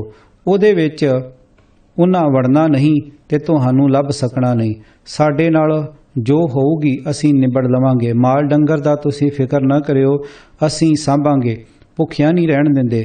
ਤੁਹਾਨੂੰ ਵੀ ਪ੍ਰਸ਼ਾਦਾ ਇੱਥੇ ਰਾਤ ਨੂੰ ਅੱਖ ਬਚਾ ਕੇ ਦੇ ਜਾਇਆ ਕਰਾਂਗੇ। ਪੁਲਿਸ ਕਿੰਨਾ ਕੁ ਚਿਰ ਪਿੰਡ ਬਹਿ ਰਹੇਗੀ? 2-4 ਦਿਨਾਂ ਵਿੱਚ ਝੱਖ ਮਾਰ ਕੇ ਉੱਠ ਜਾਏਗੀ। ਜਦ ਠੰਡ ਠੰਡੌਲਾ ਹੋ ਗਿਆ ਤੁਹਾਨੂੰ ਦੱਸ ਦਿਆਂਗੇ, ਤੁਸੀਂ ਮੁੜ ਆਇਓ। ਆਏ ਗਏ ਰਾਹੀ ਪਾਤੀ ਨੂੰ ਤੁਹਾਡੇ ਵਾਂਗ ਹੀ ਲੰਗਰ ਪਾਣੀ ਛਕਾਵਾਂਗੇ। ਮੈਂ ਹੱਥ ਜੋੜਦਾ ਹਾਂ, ਤੁਸੀਂ ਇੱਥੋਂ ਖਿਸਕ ਜਾਵੋ। ਪੁਲਿਸ ਖੇਤ ਵੱਲ ਵੀ ਆਈ ਖੜੀ ਹੈ। ਤੁਸੀਂ ਮਿੰਨਤ ਮੰਨੋ। ਨੌਜਵਾਨ ਨੇ ਇਹ ਵਾਗ ਬੜੀ ਕਾਹਲੀ ਵਿੱਚ ਤੇ ਭਰੇ ਦਿਲ ਨਾਲ ਕਹੇ। ਭਾਈ ਤਾਰੂ ਸਿੰਘ ਜੀ ਨੇ ਆਉਣ ਵਾਲੇ ਗੱਭਰੂ ਨੂੰ ਧੀਰਜ ਦਿੰਦਿਆਂ ਕਿਹਾ ਕਿ ਤੂੰ ਆਪਣੀ ਸੋਚ ਮੁਜਬ ਜੋ ਇੰਜ ਭੱਜੇ ਆ ਕੇ ਮੈਨੂੰ ਅਕਲਵਾਂਡੀ ਖਬਰਦਾਰ ਕਰਕੇ ਆਪਣੇ ਵੱਲੋਂ ਮੇਰੇ ਨਾਲ ਹਮਦਰਦੀ ਨਿਭਾਈ ਹੈ, ਮੈਂ ਉਸ ਲਈ ਤੇਰਾ ਧੰਨਵਾਦੀ ਹਾਂ। ਭੱਜੇ ਤਾਂ ਉਹ ਜੋ ਚੋਰ ਉਚਾਕਾ ਹੋਵੇ। ਮੈਂ ਕੋਈ ਗੁਨਾਹੀ ਜਾਂ ਮੁਜਰਮ ਥੋੜ੍ਹਾ ਹਾਂ। ਸੱਚ ਨੂੰ ਆਂਚ ਨਹੀਂ ਆਉਂਦੀ। ਪਿੰਡ ਨੂੰ ਅਜਾਈ ਵਕਤ ਵਿੱਚ ਪਾ ਕੇ ਮੈਂ ਜਾਨ ਬਚਾ ਲਵਾਂ, ਇਹ ਤਾਂ ਬੜਾ ਪਾਪ ਹੋਏਗਾ। ਹਮੇਸ਼ਾ ਲਈ ਦਾਗ ਲੱਗ ਜਾਵੇਗਾ। ਸੂਰਮਿਆਂ ਤੇ ਭਰੋਸੇ ਵਾਲਿਆਂ ਦੀ ਪਰਖ ਔਖੀ ਘੜੀ ਵਿੱਚ ਹੀ ਹੁੰਦੀ ਹੈ। ਕਾਇਰਾਂ ਵਾਂਗ ਭੱਜ ਜਾਵਾਂ ਤਾਂ ਸਿੰਘ ਦੀ ਸ਼ਾਨ ਦੇ ਉਲਟੀ ਹੈ। ਅੱਜ ਨਹੀਂ ਤਾਂ ਕੱਲ ਮਰਨਾ ਤਾਂ ਹੈ ਹੀ। ਗੀਦੀਆਂ ਵਾਂਗ ਮਰ ਕੇ ਸਿੱਖੀ ਦੀ ਆਨ ਸ਼ਾਨ ਨੂੰ ਕਿਉਂ ਵੱਟਾ ਲਾਈਏ। ਮੈਂ ਹੁਣ ਆਪ ਹੀ ਪਿੰਡ ਜਾਂਦਾ ਹਾਂ, ਤੂੰ ਹਰਨਾੜੀ ਘਰ ਪਹੁੰਚਾ ਦੇਵੀਂ। ਇਹ ਕਹਿ ਕੇ ਭਾਈ ਤਾਰੂ ਸਿੰਘ ਜੀ ਉਸ ਅੱਖਾਂ ਭਰੀ ਖੜੇ ਗੱਭਰੂ ਨੂੰ ਪ੍ਰਾਣੀ ਫੜਾ ਕੇ ਪਿੰਡ ਵੱਲ ਨੂੰ ਤੁਰ ਪਏ। ਭਾਈ ਸਾਹਿਬ ਪਿੰਡ ਨੂੰ ਅੱਧੋਂ ਲੰਘ ਆਏ ਸਨ। ਜਦ ਉਸ ਪਾਸਿਓਂ ਆ ਰਹੇ ਸਵਾਰਾਂ ਦੀ ਧੂੜ ਦਿਸੀ, ਸਮਝ ਗਏ ਕਿ ਪੁਲਿਸ ਦੇ ਸਵਾਰ ਆ ਰਹੇ ਹਨ। ਪਿੰਡ ਦੇ 2 ਆਦਮੀ ਵੀ ਨਾਲ ਸਨ। ਜਦ ਲਾਗੇ ਪੁੱਜੇ ਤਾਂ ਭਾਈ ਤਾਰੂ ਸਿੰਘ ਨੇ ਫਤਿਹ ਬੁਲਾ ਕੇ ਕਿਹਾ, ਤੁਹਾਨੂੰ ਖੇਚਲ ਦੀ ਲੋੜ ਨਹੀਂ ਸੀ, ਮੈਂ ਸੁਣ ਕੇ ਆਪ ਹੀ ਆ ਰਿਹਾ ਸਾਂ। ਪਰ ਪੁਲਿਸ ਵਾਲੇ ਆਪਣਾ ਰੋਹਬ ਛਾਂਟਣ ਲੱਗੇ। ਇੱਕ ਸਵਾਰ ਉਤਰ ਕੇ ਝੱਟ ਨਾਲ ਉਹਨਾਂ ਦੀਆਂ ਬਾਹਾਂ ਪਿੱਛੇ ਬੰਨਣ ਲੱਗਾ। ਭਾਈ ਸਾਹਿਬ ਨੇ ਕਿਹਾ ਕਿ ਮੈਂ ਭੱਜਣਾ ਹੁੰਦਾ ਤਾਂ ਆਪ ਤੁਹਾਡੇ ਵੱਲ ਕਿਉਂ ਆਉਂਦਾ? ਮੈਂ ਸਿੰਘ ਹਾਂ, ਕੋਈ ਬਦਮਾਸ਼ ਨਹੀਂ। ਆਰਾਮ ਨਾਲ ਘੋੜਿਆਂ ਤੇ ਚਲੋ, ਮੈਂ ਤੁਹਾਡੇ ਨਾਲ ਚੱਲਦਾ ਹਾਂ। ਭਾਈ ਤਾਰੂ ਸਿੰਘ ਜੀ ਸਾਥ ਵਿੱਚ ਬੈਠੇ ਪੁਲਿਸ ਅਫਸਰ ਪਾਸ ਪਹੁੰਚੇ ਤੇ ਗੱਜ ਕੇ ਫਤਿਹ ਬੁਲਾਈ। ਘੋੜ ਸਵਾਰਾਂ ਆਪਣੀ ਕਾਰਕਰਦਗੀ ਪਾਉਂਦਿਆਂ ਕਿਹਾ ਕਿ ਜਨਾਬ, ਇਹੋ ਤਾਰੂ ਸਿੰਘ ਹੈ ਤੇ ਫੜ ਲਿਆਂਦਾ ਹੈ। ਥੋੜੀ ਜਿਹੀ ਢਿੱਲ ਹੋ ਜਾਂਦੀ ਤਾਂ ਸ਼ਾਇਦ ਹਾਥੀ ਨਾ ਆਉਂਦਾ। ਅਸਾਂ ਬੜੀ ਹਿੰਮਤ ਨਾਲ ਗ੍ਰਿਫਤਾਰ ਕੀਤਾ ਹੈ ਜਨਾਬ ਇਸ ਨੂੰ। ਅਫਸਰ ਪੁਲਿਸ ਵਾਲੀ ਗਰਮੀ ਜ਼ਰੂਰ ਵਿਖਾਉਂਦਾ, ਪਰ ਭਾਈ ਤਾਰੂ ਸਿੰਘ ਦੀ ਮਾਸੂਮ ਸ਼ਕਲ ਸੂਰਤ ਨੇ ਉਸ ਦੀ ਗਰਮੀ ਠੰਡੀ ਪਾ ਦਿੱਤੀ। ਪਲ ਭਰ ਪਿੱਛੋਂ ਉਸ ਨੇ ਹੁਕਮ ਦਿੱਤਾ ਕਿ ਇਸ ਦੀਆਂ ਮੁਸ਼ਕਾਂ ਬੰਨ੍ਹ ਲਈਆਂ ਜਾਣ। ਪੁਲਿਸ ਪਿੰਡ ਵਿੱਚ ਕਿਸ ਵਾਸਤੇ ਆਈ ਸੀ, ਇਸ ਦਾ ਬੱਚੇ ਨੂੰ ਪਤਾ ਲੱਗ ਚੁੱਕਾ ਸੀ। ਭਾਈ ਤਾਰੂ ਸਿੰਘ ਦੀ ਬਿਰਧ ਮਾਤਾ ਤੇ ਭੈਣ ਨੂੰ ਵੀ ਸੱਦ ਲਿਆ ਗਿਆ। ਮਾਂ ਨੇ ਜਦ ਬੇਦੋਸ਼ੇ ਪੁੱਤ ਦੀਆਂ ਇੰਜ ਮੁਸ਼ਕਾਂ ਕਸੀਦੀਆਂ ਵੇਖੀਆਂ ਤਾਂ ਉਸ ਦੀ ਮਮਤਾ ਤੜਫ ਉੱਠੀ। ਐਦੀਏ ਦਾ ਹਾੜਾ ਕੱਢਿਆ ਕਿ ਇਸ ਨੂੰ ਇੰਜ ਨਾ ਮੰਨੋ, ਪਿੰਡ ਵਾਲੇ ਹਾਜ਼ਰ ਹਨ, ਤਸਦੀਕ ਪੜਤਾਲ ਕਰ ਲਵੋ, ਮੇਰੇ ਬੱਚੇ ਦਾ ਕੋਈ ਕਸੂਰ ਨਹੀਂ ਹੈ। ਹੱਕ ਹਲਾਲ ਦੀ ਕਿਰਤ ਕਰਦਾ ਹੈ, ਕਦੀ ਕਿਸੇ ਨੂੰ ਮਾੜਾ ਨਹੀਂ ਬੋਲਿਆ। ਨੰਬਰਦਾਰ ਨੂੰ ਪੁੱਛ ਲਓ, ਪੰਚਾਇਤ ਪਾਸੋਂ ਤਸੱਲੀ ਕਰ ਲਵੋ, ਮੇਰੇ ਬੁਢੇਪੇ ਦਾ ਸਹਾਰਾ ਹੀ ਇਹੋ ਇੱਕ ਹੈ। ਐਦੀਏ ਨੇ ਕੜਕ ਕੇ ਆਖਿਆ ਕਿ ਸਰਕਾਰ ਵਿਰੋਧੀ ਪੁੱਤ ਦਿਆਂ ਜੁਰਮਾਂ ਉੱਤੇ ਇੰਜ ਪਰਦੇ ਨਹੀਂ ਪੈਣ ਲੱਗੇ ਬੁੜੀਏ, ਤੇਰੇ ਭਾ ਦਾ ਸਾਊ ਹੋਵੇਗਾ। ਪਰ ਸਰਕਾਰ ਦੀਆਂ ਨਜ਼ਰਾਂ ਵਿੱਚ ਇਹ ਵਿਦਰੋਹੀ ਹੈ। ਬਾਗੀਆਂ ਨੂੰ ਪਨਾਹ ਦਿੰਦਾ, ਸਰਕਾਰੀ ਅਫਸਰਾਂ ਦੇ ਕਾਤਲਾਂ ਨੂੰ ਪਾਸ ਠਹਿਰਾਉਂਦਾ ਤੇ ਅੰਨ ਪਾਣੀ ਨਾਲ ਸੇਵਾ ਕਰਦਾ ਹੈ ਤੇ ਉਹਨਾਂ ਨੂੰ ਖਰਚੇ ਦਿੰਦਾ, ਧਾੜੇ ਮਰਵਾ ਕੇ ਵਿੱਚੋਂ ਹਿੱਸਾ ਲੈਂਦਾ ਹੈ। ਦਿਨੇ ਹਲਵਾ ਛੱਡਦਾ, ਰਾਤ ਨੂੰ ਸੰਨਾਂ ਲਾ ਲਈਆਂ। ਤੇਰੀਆਂ ਮੋਮੋ ਠੱਗਣੀਆਂ ਦਾ ਸਾਡੇ ਉੱਤੇ ਕੀ ਅਸਰ? ਤੁਸੀਂ ਦੋਵੇਂ ਮਾਵਾਂ ਧੀਆਂ ਸਰਕਾਰ ਦੇ ਵਿਦਰੋਹੀਆਂ ਨੂੰ ਰੋਟੀਆਂ ਪਕਾ ਪਕਾ ਕੇ ਖਵਾਉਂਦੀਆਂ ਹੋ। ਤੁਹਾਡਾ ਜੁਰਮ ਵੀ ਘੱਟ ਨਹੀਂ। ਤੇਰੇ ਬੁਢੇਪੇ ਉੱਤੇ ਤਰਸ ਆਉਂਦਾ ਹੈ, ਪਰ ਇਸ ਕੁੜੀ ਨੂੰ ਨਹੀਂ ਛੱਡਣਾ, ਇਸ ਨੂੰ ਵੀ ਨਾਲ ਹੀ ਬੰਨ੍ਹ ਲਿਆ ਜਾਵੇ। ਲਾਹੌਰ ਜਾ ਕੇ ਦੁੱਧ ਪਾਣੀ ਅੱਡੋ ਅੱਡ ਹੋ ਜਾਵੇਗੀ। ਹਾਜ਼ਰ ਲੋਕਾਂ ਜਦ ਇਹ ਸੁਣਿਆ ਕਲੇਜਾ ਫੜ ਲਿਆ। ਕਰ ਕੀ ਸਕਦੇ ਸਨ, ਤੜਫ ਕੇ ਰਹਿ ਗਏ। ਅੱਜ ਵਾਂਗ ਉਸ ਸਮੇਂ ਪਿੰਡ ਆਉਣ ਵਾਲੇ ਸਰਕਾਰੀ ਕਰਮਚਾਰੀਆਂ ਦੇ ਜਲ ਪਾਣੀ ਤੇ ਰੋਟੀ ਟੁੱਕ ਦਾ ਪ੍ਰਬੰਧ ਨੰਬਰਾਂ ਸਿਰ ਹੀ ਹੁੰਦਾ ਸੀ। ਜਦ ਪੁਲਿਸ ਖਾ ਪੀ ਕੇ ਤੁਰਨ ਲੱਗੀ ਤਾਂ ਨੰਬਰਦਾਰ ਤੇ ਪੰਚਾਇਤ ਵਾਲਿਆਂ ਹੱਥ ਬੰਨ੍ਹ ਕੇ ਬੜੀ ਅਧੀਨਗੀ ਨਾਲ ਤਰਲੇ ਲੈਂਦਿਆਂ ਬੀਬੀ ਤਾਰੋ ਉੱਤੇ ਰਹਿਮ ਕਰਨ ਲਈ ਕਿਹਾ ਕਿ ਇਹ ਪਿੰਡ ਦੀ ਧੀ ਧਿਆਣੀ ਹੈ, ਪਿੰਡ ਉੱਤੇ ਧੱਕਾ ਨਾ ਕਰੋ, ਨਿਰਦੋਸ਼ ਲੜਕੀ ਹੈ, ਦਇਆ ਕਰੋ ਤੇ ਇਸ ਨੂੰ ਛੱਡ ਦਿਓ। ਪਹਿਲਾਂ ਤਾਂ ਅਹਿਦੀਆ ਆਕੜਿਆ, ਪਰ ਲੋਕਾਂ ਦਾ ਇਸ਼ਾਰਾ ਸਮਝ ਕੇ ਕੁਝ ਰਕਮ ਇਕੱਤਰ ਕਰਕੇ ਅੱਗੇ ਲਿਆ ਧਰੀ ਬੀਬੀ ਤਾਰੋ ਨੂੰ ਛੁਡਾ ਲਿਆ ਗਿਆ। ਲੋਕਾਂ ਦੇ ਮਿੰਨਤ ਤਰਲਾ ਕਰਨ ਤੇ ਪੁਲਿਸ ਨੇ ਮਾਂ ਤੇ ਭੈਣ ਨੂੰ ਆਗਿਆ ਦਿੱਤੀ ਕਿ ਉਹ ਅੱਗੇ ਹੋ ਕੇ ਤਾਰੂ ਸਿੰਘ ਨੂੰ ਮਿਲ ਲੈਣ। ਦੋਹਾਂ ਨੇ ਅੱਗੇ ਵਧ ਕੇ ਤਾਰੂ ਸਿੰਘ ਨੂੰ ਜੱਫੀ ਵਿੱਚ ਲੈ ਲਿਆ ਤੇ ਬੇਦੋਸ਼ਾ ਪੁੱਤ ਤੇ ਵੀਰ ਬੱਝਾ ਵੇਖ ਕੇ ਉੱਭੇ ਸਾਹੀਂ ਰੋਣ ਲੱਗ ਪਈਆਂ। ਉਹ ਸਮਝਦੀਆਂ ਸਨ ਕਿ ਇਸ ਨੇ ਹੁਣ ਕਦੇ ਮੁੜਨਾ ਨਹੀਂ, ਇਹ ਮੇਲੇ ਅਖੀਰ ਦੇ ਹਨ। ਦਿਲ ਹੰਝੂਆਂ ਰਾਹੀਂ ਵਹਿ ਤੁਰਿਆ। ਤਾਰੂ ਸਿੰਘ ਨੇ ਦੋਹਾਂ ਨੂੰ ਧੀਰਜ ਦਿੰਦਿਆਂ ਕਿਹਾ, ਮੈਂ ਬਿਲਕੁਲ ਨਿਰਦੋਸ਼ ਹਾਂ, ਵਾਹਿਗੁਰੂ ਜਾਣਦਾ ਹੈ ਤੇ ਇਹ ਉਹੀ ਰਾਖਾ ਹੈ। ਤੁਸੀਂ ਸਬਰ ਤੇ ਹੌਸਲਾ ਕਰਨਾ ਹੈ। ਆਏ ਗਏ ਦੀ ਸੇਵਾ ਇੰਜ ਹੀ ਜਾਰੀ ਰੱਖੇ। ਗੁਰੂ ਕਾ ਲੰਗਰ ਸਦਾ ਵਾਂਗ ਚੱਲਦਾ ਰਹੇ, ਵਾਹਿਗੁਰੂ ਸਹਾਈ ਹੋਣਗੇ। ਕੋਈ ਝੂਠੀ ਆਸ ਨਹੀਂ ਰੱਖਣੀ। ਲਾਹੌਰ ਜਾ ਕੇ ਮੇਰਾ ਜਿਉਂਦਾ ਮੁੜਨਾ ਮੁਸ਼ਕਲ ਹੈ। ਮੈਨੂੰ ਨਿਸ਼ਚਾ ਹੈ ਇਹ ਭਾਣਾ ਵਾਪਰ ਕੇ ਰਹਿਣਾ ਹੈ, ਸੋ ਤੁਸਾਂ ਉਸ ਦੀ ਰਜ਼ਾ ਵਿੱਚ ਰਹਿਣਾ, ਦਿਲ ਨਹੀਂ ਛੋਟਾ ਕਰਨਾ। ਜੋਰਾਵਰ ਸਿੰਘ ਤੇ ਫਤਿਹ ਸਿੰਘ ਦੀ ਕੁਰਬਾਨੀ ਨੂੰ ਚੇਤੇ ਰੱਖ ਕੇ ਚੜ੍ਹਦੀ ਕਲਾ ਵਿੱਚ ਰਹਿਓ। ਵਾਹਿਗੁਰੂ ਨੂੰ ਅੰਗ ਸੰਗ ਸਮਝਣਾ। ਮੇਰੀ ਥਾਂ ਹੁਣ ਪਿੰਡ ਵਾਲਿਆਂ ਨੂੰ ਸਮਝਿਓ। ਤੁਹਾਡੇ ਲਈ ਇਹ ਸਾਰੇ ਹੀ ਤਾਰੂ ਸਿੰਘ ਹਨ। ਮਾਵਾਂ ਨੂੰ ਰੀਝ ਹੁੰਦੀ ਕਿ ਪੁੱਤ ਜਵਾਨ ਹੋਣ ਤੇ ਉਹਨਾਂ ਨੂੰ ਘੋੜੀ ਚੜ੍ਹਦਿਆਂ ਨੂੰ ਵੇਖਣ। ਭੈਣਾਂ ਵੀ ਇਹੋ ਹੀ ਚਾਹੁੰਦੀਆਂ। ਲਓ ਮੇਰੇ ਮਾਤਾ ਜੀ ਤੇ ਭੈਣ ਜੀ, ਮੈਂ ਅੱਜ ਘੋੜੀ ਚੜ੍ਹ ਚੱਲਿਆ ਹਾਂ।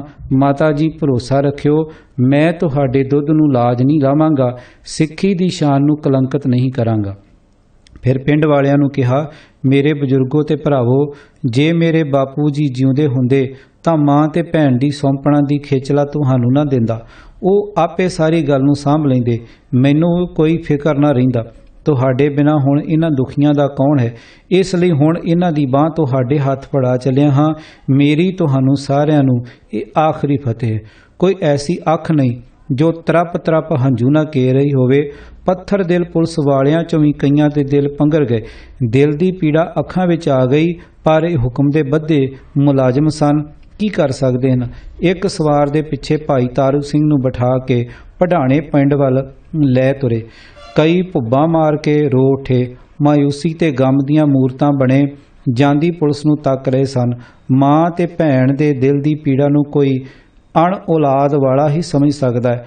ਅੱਖਾਂ ਦੇ ਸਾਹਮਣੇ ਮਾਂ ਦੇ ਇਕੱਲੇ ਪੁੱਤ ਤੇ ਭੈਣ ਦੇ ਇੱਕੋ ਵੀਰ ਨੂੰ ਮੌਤ ਦੇ ਘਾਟ ਵੱਲ ਲਈ ਜਾ ਰਹੇ ਸਨ। ਜਦ ਤੱਕ ਦਿਸਦਾ ਰਿਹਾ, ਇੱਕ ਆਸ ਜੀ ਬੱਝੀ ਰਹੀ, ਨਜ਼ਰ ਪਿੱਛਾ ਕਰਦੀ ਰਹੀ। ਜਦ ਜਾਂਦੇ ਦਿਸਣੋਂ ਹਟ ਗਏ ਤਾਂ ਮਾਵਾਂ ਧੀਆਂ ਚਿੱਸੀ ਵੱਟੀ ਹੌਕੇ ਲੈਂਦੀਆਂ ਘਰ ਨੂੰ ਤੁਰ ਪਈਆਂ। ਸਾਰੇ ਲੋਕ ਡੌਰ ਭੌਰੇ ਹੋਏ ਪਏ ਸਨ। ਇਹ ਕੀ ਭਾਣਾ ਵਾਪਰ ਗਿਆ? ਸਾਰੇ ਘਰ ਤੱਕ ਨਾਲ ਆਏ। ਸਾਰਿਆਂ ਦੇ ਦਿਲਾਂ ਵਿੱਚ ਆਉਣ ਵਾਲੇ 2-4 ਦਿਨਾਂ ਵਿੱਚ ਵਾਪਰਨ ਵਾਲੇ ਭਾਣੇ ਦਾ ਨਕਸ਼ਾ ਸੀ, ਜੋ ਕਿਸੇ ਨੂੰ ਮੂੰਹ ਨਹੀਂ ਸੀ ਖੋਲ੍ਹਣ ਦਿੰਦਾ। ਕੌਣ ਅੱਗੇ ਵੱਧ ਕੇ ਮਾਂ ਦੇ ਦਿਲ ਨੂੰ ਢਾਸ ਨਾ ਦੇਵੇ। ਸੂਰਜ ਹੁੰਦਿਆਂ ਪੂਲਿਆਂ ਵਿੱਚ ਗਹਿਰਾ ਹਨੇਰਾ ਪਸਰਿਆ ਹੋਇਆ ਸੀ। ਰਾਤ ਪੁਲਿਸ ਪਢਾਣੇ ਰੁਕੀ ਤੇ ਅਗਲੇ ਦੁਪਹਿਰ ਭਾਈ ਤਾਰੂ ਸਿੰਘ ਨੂੰ ਲੈ ਕੇ ਲਾਹੌਰ ਜਾ ਪਹੁੰਚੀ। ਭਾਈ ਤਾਰੂ ਸਿੰਘ ਜੀ ਦੀ ਸ਼ਹੀਦੀ। ਮੋਮਨ ਖਾਨ ਨੇ ਭਾਈ ਤਾਰੂ ਸਿੰਘ ਨੂੰ ਹੱਥ ਘੜੀ ਤੇ ਬੇੜੀਆਂ ਪਾ ਕੇ ਜ਼ਕਰੀਆ ਖਾਨ ਦੀ ਲੱਗੀ ਕਚਹਿਰੀ ਵਿੱਚ ਜਾ ਪੇਸ਼ ਕੀਤਾ। ਭਰੀ ਕਚਹਿਰੀ ਵਿੱਚ ਭਾਈ ਤਾਰੂ ਸਿੰਘ ਨੇ ਗੱਜਵੀਂ ਆਵਾਜ਼ ਵਿੱਚ ਉੱਚੀ ਸਾਰੀ ਫਤਿਹ ਬੁਲਾਈ। ਦੀਵਾਨ ਲਖਪਤ ਰਾਏ ਤੜਫ ਉੱਠਿਆ ਤੇ ਕਿਹਾ, ਸਿੱਖੜਿਆ, ਇਹ ਆਨੰਦਪੁਰ ਸਾਹਿਬ ਵਿਖੇ ਗੁਰੂ ਗੋਬਿੰਦ ਸਿੰਘ ਦਾ ਦਰਬਾਰ ਜਾਂ ਅੰਮ੍ਰਿਤਸਰ ਦਾ ਦਰਬਾਰ ਨਹੀਂ, ਜਿੱਥੇ ਤੇਰੀ ਫਤਿਹ ਬੁਲਾਈ ਪ੍ਰਵਾਨ ਹੋਏਗੀ। ਇਹ ਮੁਗਲਿਆ ਰਾਜ ਦੇ ਪੰਜਾਬ ਦੇ ਨਾਜ਼ਮ ਸਾਹਿਬ ਜਨਾਬ ਖਾਨ ਬਹਾਦਰ ਸਾਹਿਬ ਦੀ ਕਚਹਿਰੀ ਹੈ। ਇੱਥੇ ਸਲਾਮ ਬੁਲਾਈਦੀ ਹੈ, ਸਿਰਫ ਸਲਾਮ ਹੀ ਕਬੂਲ ਹੁੰਦੀ ਹੈ। ਜੇ ਜ਼ਿੰਦਗੀ ਚਾਹੁੰਦਾ ਹੈ ਤਾਂ ਨਾਜ਼ਮ ਸਾਹਿਬ ਨੂੰ ਝੁੱਕ ਕੇ ਸਲਾਮ ਕਰ ਤੇ ਨਾਲ ਹੀ ਫਤਿਹ ਬੁਲਾਉਣ ਦੀ ਗੁਸਤਾਖੀ ਲਈ ਹੱਥ ਜੋੜ ਕੇ ਮਾਫੀ ਮੰਗ, ਨਹੀਂ ਤਾਂ ਮੌਤ ਦੇ ਘਾਟ ਉਤਾਰ ਦਿੱਤਾ ਜਾਏਗਾ। ਭਾਈ ਤਾਰੂ ਸਿੰਘ ਜੀ ਨੇ ਬੜੀ ਧੀਰਜ ਤੇ ਨਿਰਭੈਤਾ ਨਾਲ ਉੱਤਰ ਦਿੱਤਾ, ਮੌਤ ਤੋਂ ਬੁਜ਼ਦਲ ਤੇ ਕਾਰ ਲੋਕ ਡਰਿਆ ਕਰਦੇ ਹਨ। ਮੌਤ ਤਾਂ ਸਾਡੀ ਖਿਡਾਵੀ ਹੈ। ਮਰਦਾਂ ਦੀ ਮੌਤੇ ਮਰਨ ਵਾਲੇ ਮੌਤ ਨੂੰ ਅਗਲਵਾਂਢੀ ਹੋ ਕੇ ਮਿਲਿਆ ਕਰਦੇ ਹਨ, ਡਰਿਆ ਨਹੀਂ ਕਰਦੇ। ਦੀਵਾਨ ਸਾਹਿਬ, ਤੁਹਾਨੂੰ ਭਲੀ ਭਾਂਤ ਪਤਾ ਹੈ ਕਿ ਸਿੰਘ ਸਦਾ ਫਤਿਹ ਗਜਾਉਂਦੇ ਹਨ ਤੇ ਰਹਿੰਦੀ ਦੁਨੀਆ ਤੱਕ ਗਜਾਉਂਦੇ ਰਹਿਣਗੇ। ਖਾਨ ਬਹਾਦਰ ਐਸਾ ਦਲੇਰੀ ਭਰਿਆ ਜਵਾਬ ਸੁਣ ਕੇ ਬੜਾ ਕ੍ਰੋਧ ਵਿੱਚ ਆਇਆ। ਉਸ ਦੇ ਕੁਝ ਬੋਲਣ ਤੋਂ ਪਹਿਲਾਂ ਹੀ ਭਾਈ ਤਾਰੂ ਸਿੰਘ ਨੇ ਬੜੀ ਨਿਰਭੈਤਾ ਸਹਿਤ ਸਿੰਘ ਤੱਕਣੀ ਨਾਲ ਉਸ ਵੱਲ ਵੇਖਿਆ, ਪੁੱਛਿਆ, ਮੈਨੂੰ ਕਿਸ ਦੋਸ਼ ਵਿੱਚ ਬੰਦੀ ਬਣਾ ਕੇ ਇੱਥੇ ਮੰਗਵਾਇਆ ਹੈ? ਭਖੇ ਹੋਏ ਖਾਨ ਬਹਾਦਰ ਨੇ ਕੜਕ ਕੇ ਕਿਹਾ, ਤਾਰੂ ਸਿੰਘਾ, ਤੇਰੀਆਂ ਕਰਤੂਤਾਂ ਦਾ ਪੂਰੀ ਤਰ੍ਹਾਂ ਪਤਾ ਲੱਗ ਚੁੱਕਾ ਹੈ। ਤੂੰ ਹਕੂਮਤ ਦੇ ਬਾਗੀਆਂ ਨੂੰ ਪਨਾਹ ਦੇ ਕੇ ਆਪਣੇ ਪਾਸ ਰੱਖਦਾ ਹੈ। ਡਾਕੂ ਤੇ ਧਾੜਵੀ ਤੇਰੇ ਪਾਸ ਆ ਕੇ ਟਿਕਦੇ ਹਨ। ਇਹਨਾਂ ਪਾਸੋਂ ਮਾਝੇ ਵਿੱਚ ਦੂਰ ਤੱਕ ਸੰਨਾ ਲਵਾਉਂਦਾ, ਡਾਕੇ ਤੇ ਧਾੜੇ ਮਰਵਾਉਂਦਾ ਹੈ ਅਤੇ ਐਸੀਆਂ ਹੋਰ ਵਾਰਦਾਤਾਂ ਕਰਵਾਉਂਦਾ ਰਹਿੰਦਾ ਹੈ। ਲੁੱਟ ਤੇ ਚੋਰੀ ਡਾਕਿਆਂ ਦੇ ਮਾਲ 'ਚੋਂ ਹਿੱਸਾ ਲੈਂਦਾ ਤੇ ਪਰਦਾਪੋਸ਼ੀ ਲਈ ਜ਼ਾਹਰਾ ਤੌਰ ਤੇ ਗਰੀਬਾਂ ਅਮੀਰਾਂ ਲਈ ਲੰਗਰਾਂ ਦਾ ਢੌਂਗ ਰਚਿਆ ਹੋਇਆ। ਜੋ ਕੁਝ ਪੱਟੀ ਵਿੱਚ ਹੋਇਆ ਤੇ ਫੌਜਦਾਰ ਨਾਲ ਜੋ ਵਾਪਰੀ ਹੈ, ਉਸ ਸਾਰੇ ਦਾ ਤੂੰ ਹੀ ਮੋਢੀ ਹੈ। ਕਿਸੇ ਗੱਲੋਂ ਮੁੱਕਰੇ ਤਾਂ ਹਰ ਭਗਤ ਨਰਿੰਜਨੀਆ ਜੰਡਿਆਲੇ ਵਾਲਾ ਠੋਸ ਸਬੂਤ ਦੇ ਕੇ ਆਪਣੀ ਗਵਾਹੀ ਨਾਲ ਤੇਰੇ ਅਪਰਾਧ ਸਾਬਤ ਕਰ ਸਕਦਾ ਹੈ। ਅੱਗੋਂ ਭਾਈ ਤਾਰੂ ਸਿੰਘ ਜੀ ਨੇ ਉੱਤਰ ਦਿੱਤਾ, ਤੇਰੇ ਝੂਠੇ ਗਵਾਹਾਂ ਦੀ ਲੋੜ ਤਦ ਪਵੇ ਜੇ ਤਾਰੂ ਸਿੰਘ ਵੀ ਝੂਠ ਬੋਲਣ ਵਾਲਾ ਹੋਵੇ। ਤੇਰੀ ਨਿਗਾਹ ਵਿੱਚ ਤੇਰੇ ਇਹ ਗਵਾਹ ਬਹੁਤ ਸੱਚੇ ਹਨ। ਜੋ ਕੁਝ ਕਹਿੰਦੇ ਹਨ ਠੀਕ ਹੈ। ਉਹ ਤਾਂ ਕਾਇਰਾਂ ਵਾਂਗ ਲੋਕ ਛਿਪ ਕੇ ਤੇਰੇ ਪਾਸ ਆ ਕੇ ਝੂਠ ਸੱਚ ਗੰਢ ਕੇ ਲੂਤੀਆਂ ਫੂਕਦੇ ਹਨ ਤੇ ਅੰਦਰੋਂ ਕਿਸੇ ਡਰ ਨਾਲ ਉਹਨਾਂ ਦੇ ਦਿਲ ਧੜਕਦੇ ਰਹਿੰਦੇ ਹਨ। ਮੈਂ ਤੇਰੀ ਭਰੀ ਕਚਹਿਰੀ ਵਿੱਚ ਲਲਕਾਰ ਕੇ ਆਖਦਾ ਹਾਂ ਕਿ ਪੱਟੀ ਵਿੱਚ ਜੋ ਕੁਝ ਹੋਇਆ ਉਸ ਦਾ ਕਰਤਾ ਧਰਤਾ ਮੈਂ ਹਾਂ। ਇੱਕ ਗਰੀਬ ਮੁਸਲਮਾਨ ਦੀ ਧੀ ਤੇਰੇ ਵੱਲੋਂ ਥਾਪੇ ਲੋਕਾਂ ਦੀ ਇੱਜ਼ਤ ਤੇ ਜਾਨ ਮਾਲ ਦੇ ਰਾਖੇ ਮੁਖੀ ਨੇ ਜ਼ਬਰਦਸਤੀ ਉਧਾਲ ਕੇ ਨਿਕਾਹ ਤੋਂ ਬਿਨਾਂ ਹੀ ਘਰ ਪਾ ਲਈ। ਤੇਰੀ ਇਸ ਕਚਹਿਰੀ ਵਿੱਚੋਂ ਵੀ ਉਸ ਨੂੰ ਇਨਸਾਫ ਨਾ ਮਿਲਿਆ ਤੇ ਉਹ ਲਾਹੌਰੋਂ ਸੀਨਾ ਪਿੱਟਦਾ ਹੋਇਆ ਘਰ ਨੂੰ ਮੁੜਿਆ। ਕਿਸੇ ਪਾਸਿਓਂ ਢੋਈ ਨਾ ਮਿਲਦੀ ਵੇਖ ਕੇ ਉਸ ਨੇ ਸਿੰਘਾਂ ਪਾਸ ਬੌੜੀ ਕੀਤੀ, ਦੁਸ਼ਟ ਨੂੰ ਸੋਧ ਕੇ ਬੁੱਢੇ ਨੂੰ ਇਨਸਾਫ ਲੈ ਕੇ ਦਿੱਤਾ। ਉਸ ਦੀ ਧੀ ਵਾਪਸ ਕਰਵਾਈ।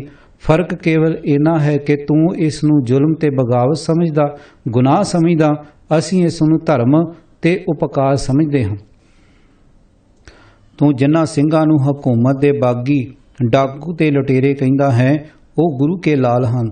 ਉਹ ਜ਼ੁਲਮੀ ਰਾਜ ਦੀ ਸਫ ਵਲੇਟਣ ਲਈ ਅਤੇ ਗਰੀਬਾਂ ਉੱਤੇ ਪਰਉਪਕਾਰ ਕਰਨ ਲਈ ਘਰ ਘਾੜ ਛੱਡ ਕੇ ਸਿਰ ਤਲੀ ਤੇ ਧਰੀ ਫਿਰਦੇ ਹਨ। ਉਹਨਾਂ ਦੀ ਸੇਵਾ ਕਰਨਾ ਮੇਰੇ ਲਈ ਸਰਵ ਉੱਚ ਕਰਤੱਵ ਹੈ।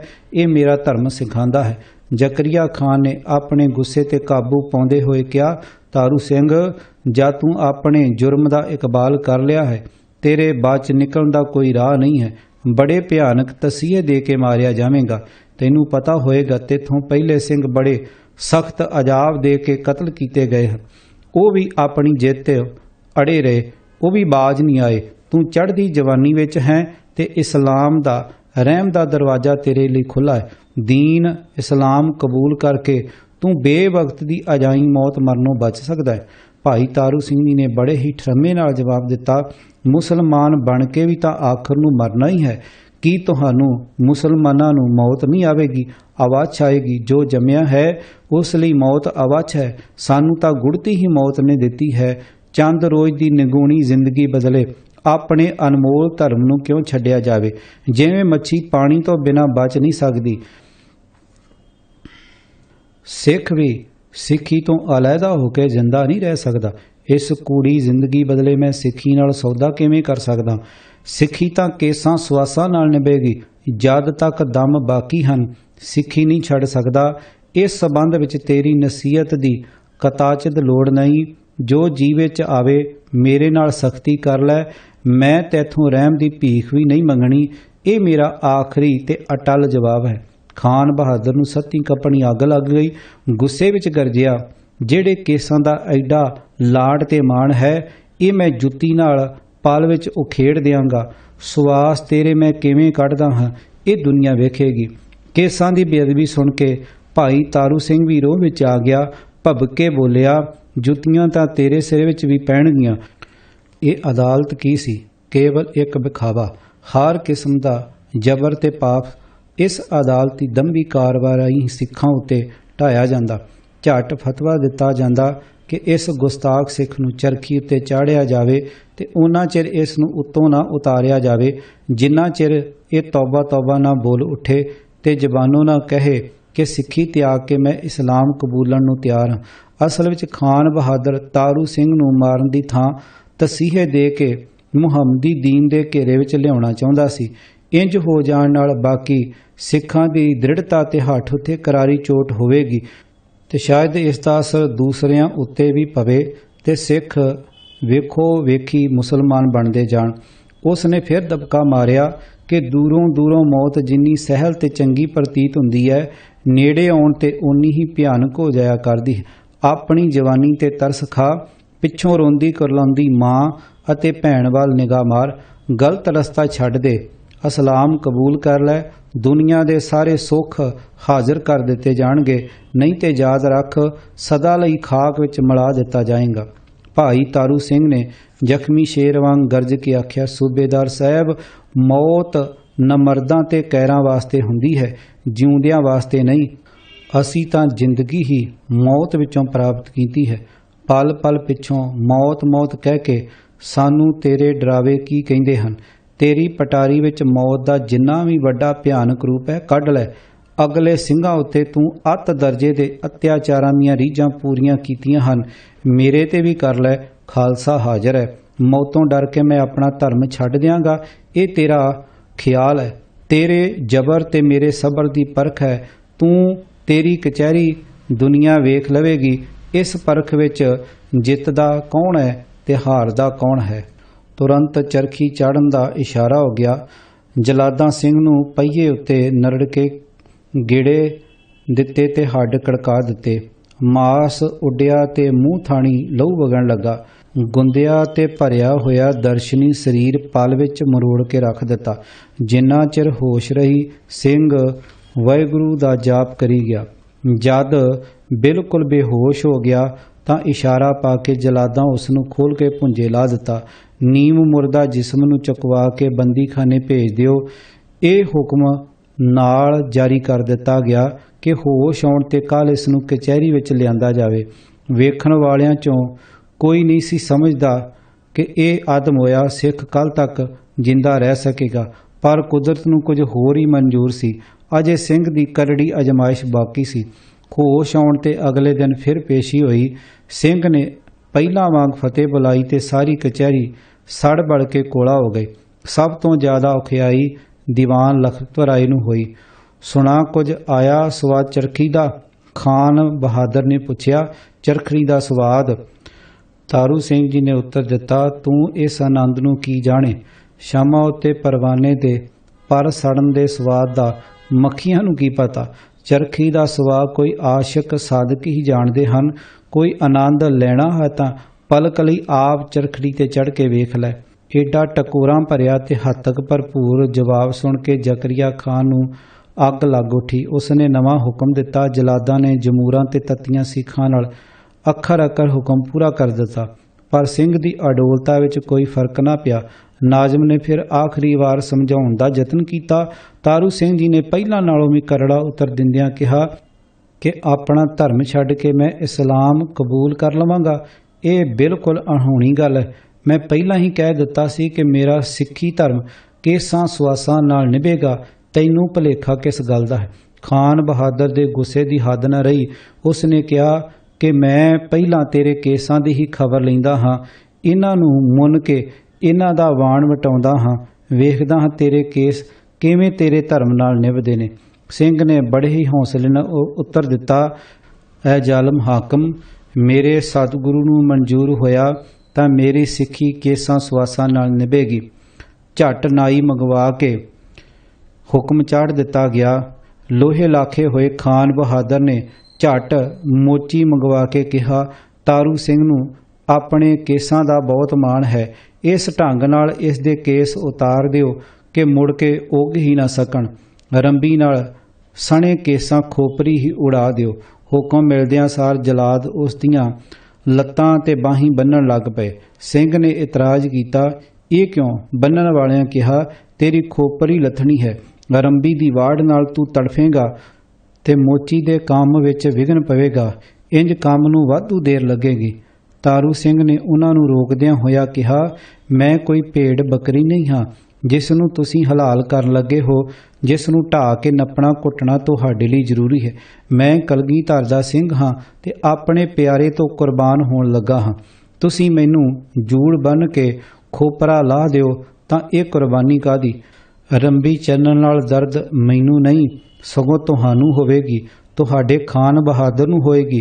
तुसीं मोची तो जिवें जी चाहे रंबी चलवाओ, मैं सीवी नहीं करांगा। तड़फड़ा तां एक पासे रिहा, मैं हिलांगा भी नहीं। तुसीं अपने मन दियां पूरियां करो, सानू अपने मन दी करन दिओ। भाई तारू सिंह चौंकड़ा मार के बाहां पिछां पासे करके हथ भुंजे ला के चंगी तरह बैठ गया कि मोची नूं कारवाई विच कोई औखियाई ना होवे। मोची रंबी दी धार कढ के भाई तारू सिंह जी दे पास बिल्कुल उस दे रूबरू बैठ गया। मत्थे उत्ते वालां दी पाल तो वाह थले रंबी रख के पिछों हथौड़ी दी सट मार के रंबी चंगू अंदर तसा दिती।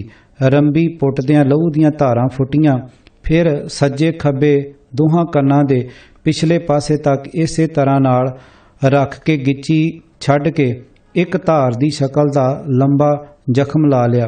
खून दियां धारां मूँह ते दाड़े थाणी हो के पेट तो वग के चौंकड़ा वजे पट्टां उत्ते दी वग के जमीन उत्ते वहन लगियां।